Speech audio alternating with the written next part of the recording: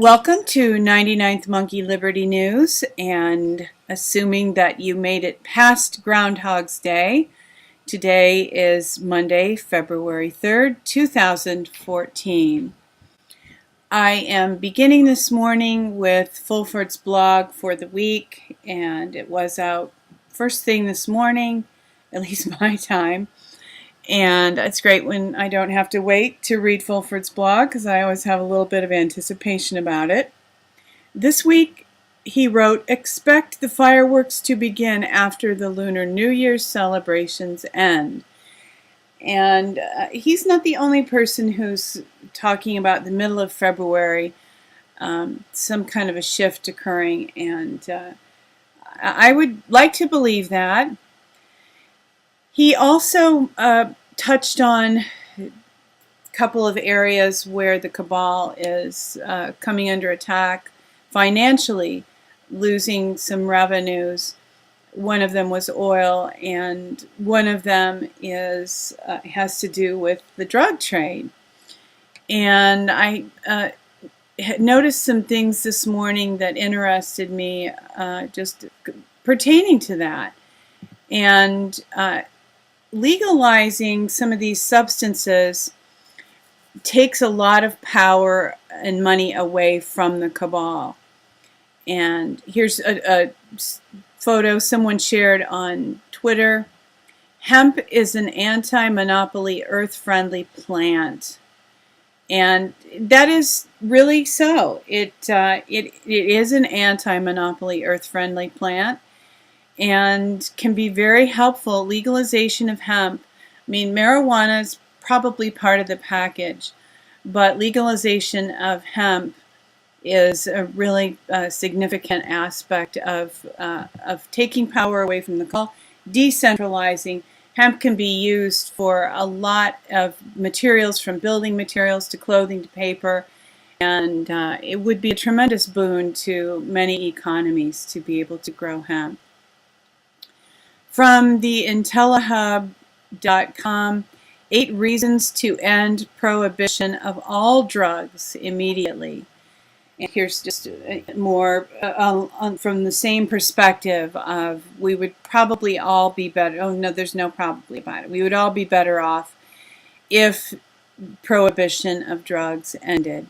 And I do just want to mention, I almost put this link up, but was limited this morning, and my computing power, I guess, it seems to be at a low ebb this morning for some reason.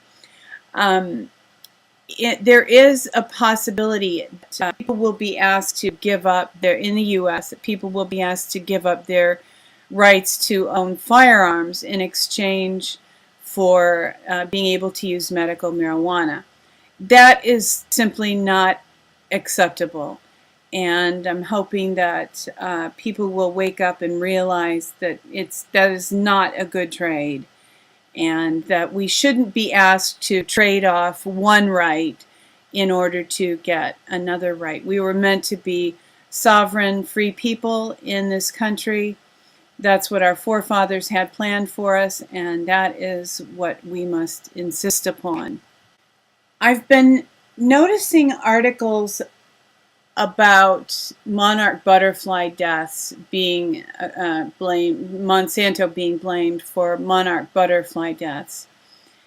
And I didn't put any of those articles up. You've probably already seen them because they really have been out there in abundance. But I noticed this morning that John Rappaport wrote about Monsanto. Monsanto's Roundup, new deadly scam exposed. And as always, true to form, this is an excellent piece by John Rappaport. It has a lot of great information. I included this morning because just randomly on Netflix last night we happened to watch Inspector Morse, and it's a much older, few decades older detective series, a mystery murder series from BBC, and it's good. But coincidentally, the episode that we watched last night was excellent because it was exposing both a company that was called, I think, Soil Scan, that was very thinly veiled, Monsanto or Bayer or some such agricultural chemical company. And it was exposing how this it was a fertilizer in the film, not a pesticide, but the fertilizer caused very widespread cancer. And we immediately realized that, you know, this was a bit of an expose on Monsanto. And just coincidentally, the same episode also, it was kind of a dual plot, and there was an issue with some of the same characters who were involved in the cover-up of the dangers of Soil Scan. At least one was also a pedophile. And it delved a little bit into that subject and how devastating it is for families when men behave this way. Not that men are the only ones who harm their families, but in this case, certainly, that was so. And this is an open letter from Dylan Farrow about Woody Allen and his abuse of her. And certainly a sad story. It's not entirely new. The story had broken some time ago, but this now lady has fanned the flames to some extent. It's difficult to recover from this kind of experience, and I think that we can all understand her having difficulty recovering. And hopefully the tone is somewhat different now from when this story first broke, and people are more willing to hear these kinds of things about some of their what we might call idols. And Woody Allen has been a Hollywood icon.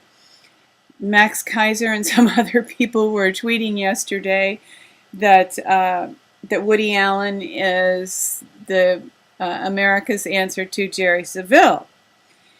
And I think people are ready for these things to break and ready for discussions about some of these issues, and desiring justice enough to wash our hands of, some of these people that we have loved, idolized, whatever you want to call it.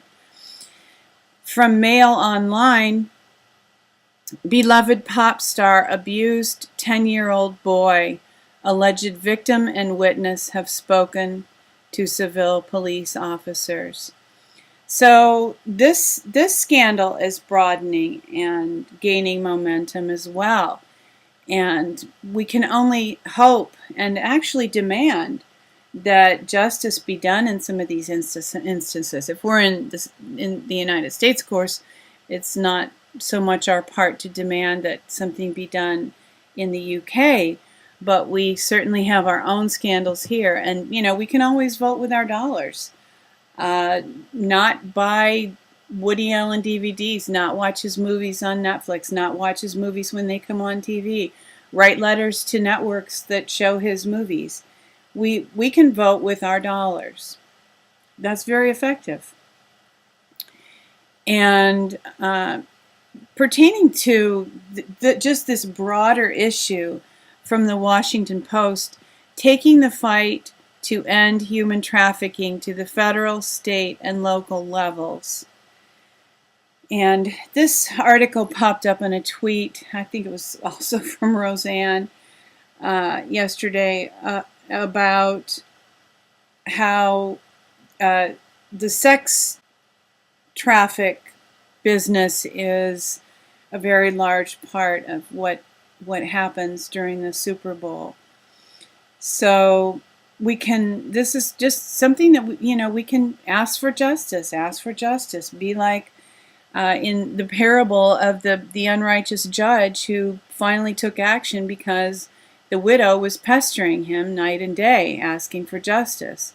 So finally, he did release justice, and we can be crying out to God, we can be crying out to the courts, and certainly be pressing every way we can for justice. And of course, this really begins in our own lives by having a higher degree of integrity in how we live our own lives, because when we do ask for justice in the heavenly courts, when we ask for God to give us justice, judgment begins at the household of God. So He will turn a light on us and cause us to see our own, the logs in our own eyes. Now, of course, this is really the reverse. This is logs in those people and maybe specks in our eyes, but it's still important to deal with whatever little issues we have with our own integrity. I noticed that Zero Hedge tweeted this headline: "How Cronyism and Corruption Brought Down Detroit." And I've been talking a little bit about some of these issues, about Agenda 21 and the toxins that were released in West Virginia, and the higher levels of radiation on the West Coast, and the toxins in the Gulf of Mexico. And I've been talking about just how Agenda 21 is going to be implemented through the release of some of these toxins, that people will tend to move away from these areas. And as I've looked at the Rewilding map, I noticed that much of states like Michigan and areas around the Great Lakes are also red on the Rewilding maps, which means that they don't want people to live there. They want those areas to be completely wild. And it occurred to me that destroying cities like Detroit and Cleveland that are on the Great Lakes is also probably part of a push to get people to move away from those areas. And I'm hoping that we can all resist, that people won't yield to the pressure. And I know part of the pressure with Agenda 21 comes when counties and states no longer maintain some rural roads. And it's difficult for people to access their homes because the roads aren't maintained. And as they apply just these little pressures, I'm hoping that we will all become aware and in a very targeted way realize that we are being manipulated, and insist on staying in the areas where we have chosen to live. It's on paper, it's our right. And these treaties that whoever has entered into with the United Nations to further the cause of Agenda 21, they are not entirely lawful. And they were entered into under fraud, false pretext, and a contract that is entered fraudulently is void. So on many levels, there are other contracts that our government has secretly entered, and it's under fraud. We were defrauded, and we are not lawfully obligated to honor the terms of those agreements because they were entered into based on fraud. So I guess that's good news, isn't it? But moving on, a little better news from Activist Post: Arizona bill would end state enforcement of federal gun laws. So there seems to be some progress on those kind of fronts. From Blacklisted News, former O'Hare TSA agent spills secrets. And the source here is NBC Chicago. And Blacklisted News has echoed that report. So that's positive, that anytime whistleblowers come forward and are able to give their information without being killed, hey, that's great. And more good news on the front of getting the word out there. 9/11 truther interrupts Super Bowl MVP's post-game interview. And just made very brief comments here that people should look into 9/11. And I believe that Alex Jones is trying to set it up so this man is a guest on his show today. So kudos to him, getting the word out there, and certainly one of the things that people will remember about this year's Super Bowl. Interestingly enough, another YouTube video from Mark Dice, Seattle Seahawks coach Pete Carroll, a 9/11 truther. So there we have it. The word is spreading, and people are acknowledging that we have all been duped, that we have been living inside of a matrix, that the news media have been lying to us. And hey, the last good news I'll share is that we have our own media now, right? And alternative media is growing, and people who want to tell the truth are out there doing so. So how great is that? Thank you for tuning in for today's 99th Monkey Liberty News. Weeping may endure for a night, but joy comes in the morning. Hoping that you will love one another, take care, and insist on liberty.